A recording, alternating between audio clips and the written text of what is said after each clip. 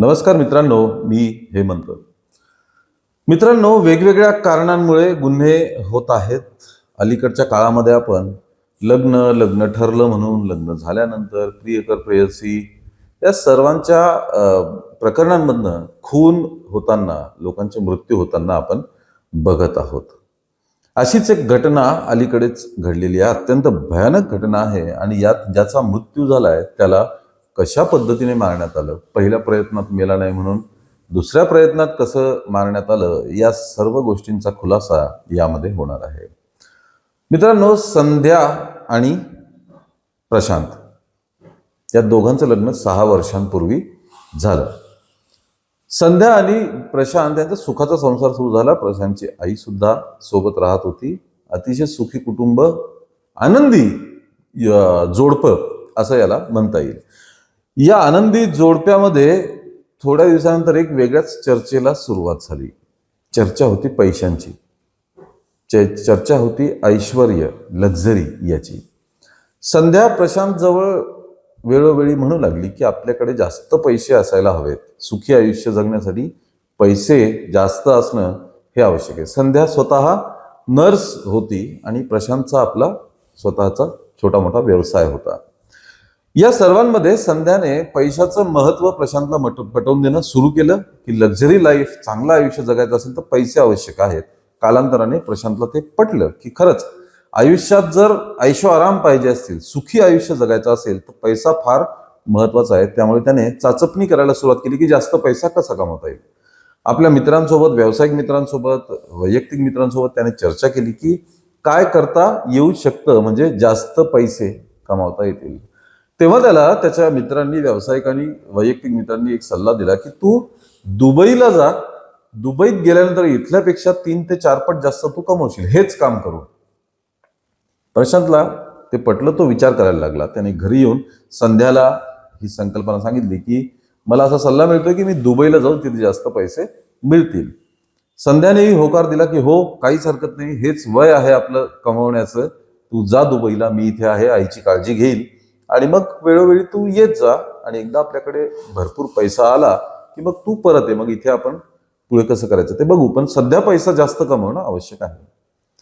पत्नीसोबत झालेलं हे डिस्कशन, विश्वास, ह्याच्यामुळे प्रशांत गेला दुबईला. मागच्या 5 वर्षांपासून तो दुबईत आपलं काम करत होता आणि महिन्याच्या महिन्याला भरपूर पैसे संध्याला पाठवत होता.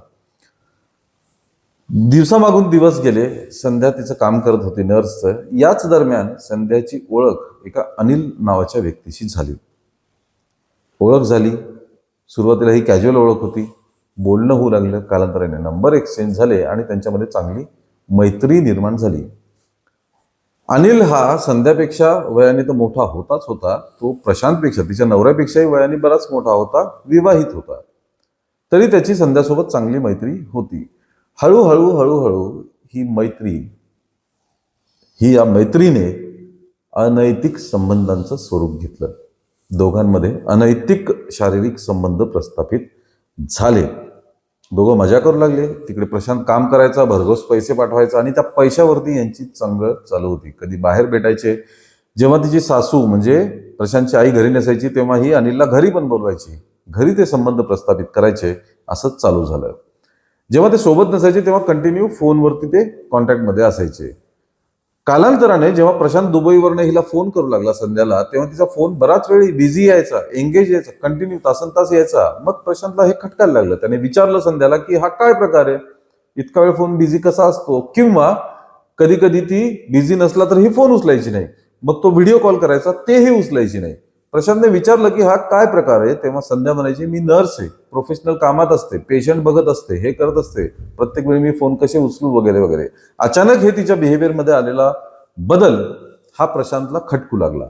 दोघांमध्ये वाद निर्माण झाले. दोघांचे फोनवरती भांडणं व्हायला लागले.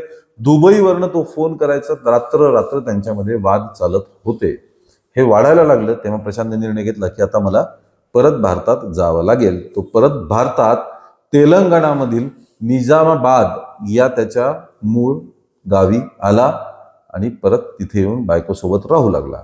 आता संध्याची पंचायत झाली की हा तर परत आलाय, आता अनिल सोबत मी कसं भेटणार, फोनवर कसं बोलणार, आम्ही दोघं सोबत कसे येणार, वगैरे वगैरे वगैरे.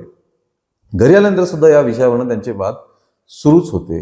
मग विचार करून संध्याच्या क्रिमिनल माइंडनी एक प्लॅन बनवला. तो प्लॅन अनिलला सांगितला की आपण प्रशांतला संपवण्याशिवाय पर्याय नाही, पण त्याला अशा पद्धतीने संपवायचं की तो अपघात वाटला पाहिजे.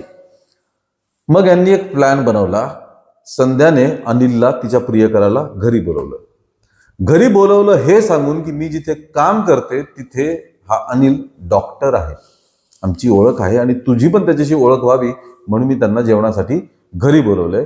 मस्त बेत संध्याने बनवला जेवणाचा आणि सोबत दारू सुद्धा मागवण्यात आली. कारण प्लॅन आधीच होता की अनिलने प्रशांतला भरपूर दारू पाजायची, मग त्याला वरनं ढकलून देऊन त्याचा जीव घ्यायचा. अनिलने सोबत अजून एक व्यक्ती त्याचा मित्र सोबत आणलेला होता आणि प्रशांत, अनिल आणि त्या सोबत आलेल्या व्यक्तीने भरपूर दारू केली. जाणून बुजून या दोघांनी प्रशांतला भरपूर दारू पाजली, त्याला धूत करून टाकलं नशेमध्ये, त्याला काही होश राहिलेलं नाही. भरपूर दारू पिऊन झाल्यावरती मग अनिल सोबत आलेला जो तिसरा व्यक्ती होता त्याने काहीतरी बोलता बोलता प्रशांत सोबत वाद काढला. भांडण हाणामारी सुरू झाली आणि मग त्याला पहिल्या मजल्यावरनं खाली ढकलून दिलं गेलं. तो कोसळला खाली आणि या तिघांनी सुटकेचा निश्वास टाकला की आता हा मेला. मग संध्याने आरडाओरडा सुरू केला की खूप दारू पिल्यामुळे तो तोल जाऊन पडला वगैरे. शेजारी पाजारी जमा झाले, हे पण पळत खाली गेले. पण चमत्कार, या तिघांना परत हादरा बसला कारण प्रशांत मेला नव्हता. त्याच्या फक्त हातापायांना जखमा झाल्या होत्या, फ्रॅक्चर वगैरे छोटं मोठं झालं असेल, कारण तो हेल्दी होता, धष्टपुष्ट होता, तब्येतीने चांगला फिट होता. त्याच्यामुळे त्याचा जीव बिलकुलच गेला नाही, तो जिवंत होता. मग या तिघांची पंचायत झाली. लगेच त्यांनी त्याला डॉक्टरकडे नेलं दिखावा करण्यासाठी. मलमपट्टी, प्रायमरी ट्रीटमेंट वगैरे केली आणि त्याला घरी आणलं. घरी आणल्यानंतर संध्याला आता भीती वाटू लागली. तिने तर सगळ्यांना असंच सांगितलं की याचा तोल गेला दारू जास्त पिल्यामुळे म्हणून हा पडला, पण आता याचं काय करायचं असं सुरू झालं. तेव्हा संध्याने सांगितलं, मी नर्स आहे, तू मला आता वीक वाटतोयस, तुझ्यात अशक्तपणा आलाय, तुला आपण सलाईन लावू.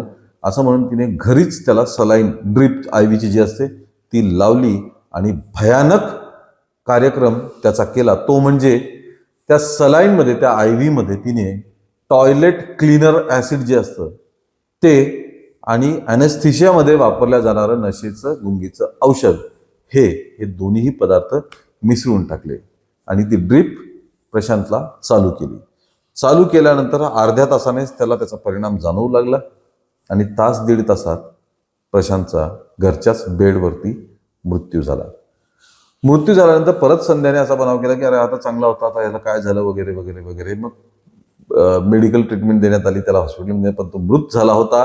पोस्टमॉर्टमसाठी पाठवण्यात आलं. पण प्रशांतच्या आईला दाट संशय आला की हा पडून सुद्धा हा व्यवस्थित होता, बोलत होता, सगळं होता, अचानक ह्याचा मृत्यू कसा झाला. तिने तातडीने पोलिसांना कळवलं. पोलिसांनाही संशय आलेलाच होता. पोलिसांनी संध्याला बोलवून घेतलं आणि तिची चौकशी करायला सुरुवात केली. आडवे तिडवे वाकडे तिकडे प्रश्न विचारले आणि संध्या तिथेच कोलमडली. तिचा जो बनाव होता तो उघड झाला आणि तिने जे काही केलं होतं ते सगळं सांगून दिलं. पोलिसांनी ताबडतोब तिचा प्रियकर अनिल आणि त्या तिसऱ्या व्यक्तीला ताब्यात घेतलं. चौकशी केली. पोलिसी खाक्या दाखवला की त्यांनी कबूल केलं. त्या दोघांनी कबूल केलं की हो, वरतून ढकलण्यात आम्ही सहभागी होतो, पण नंतर जे सलाईनमधनं टॉयलेट क्लीनर आणि नशेचं औषध देऊन मारलं ते संध्यानीच केलेलं आहे, त्यात आमचा काहीही हात नाही. मित्रांनो, अनैतिक संबंधांचा आम्ही जितक्या पण स्टोरीज या अनैतिक संबंधांवरती केल्या, शेवटी हेच सांगितलं की अनैतिक संबंधांचा असाच काहीतरी शेवट आणि अंत होत असतो. सध्या हे तिघही पोलिसांच्या ताब्यात आहेत. पोलीस कोठडी त्यांना देण्यात आलेली आहे आणि आता पुढचा तपास सुरू आहे. मित्रांनो, नाते संबंध हे जोपासणं, जपणं आणि जर मतभेद असतील तर कायदेशीररित्या वेगळं होणं हा पर्याय आहेच आहे. त्यात कोणाचा मृत्यू हा नक्कीच आवश्यकतेचा नाही. या सर्व प्रकरणावर तुम्हाला काय वाटतं हे आम्हाला नक्की कमेंटमध्ये कळवा. या व्हिडिओला लाईक आणि शेअर करा आणि आमच्या चॅनलला ताबडतोब सबस्क्राईब करा. धन्यवाद.